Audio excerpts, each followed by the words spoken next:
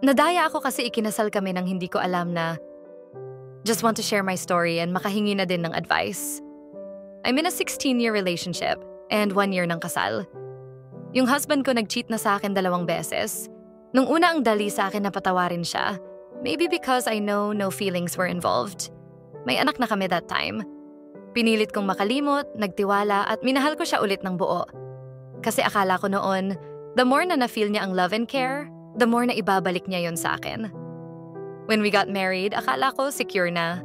I got contented with what he can give.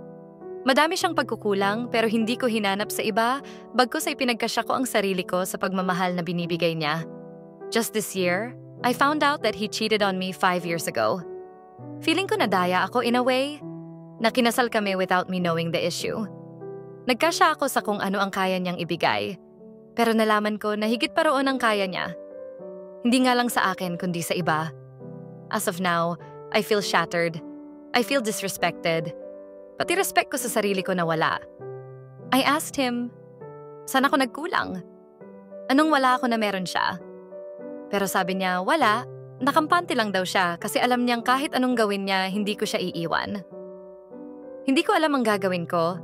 Sobrang mahal ko ang asawa ko. Pero lamang na ang sakit kaysa sa pagmamahal.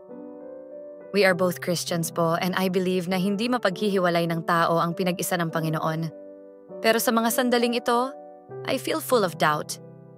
Hindi ko na po alam paano magpapatawad ng buo, paano makalimot, at kung paano kami magsisimulang muli.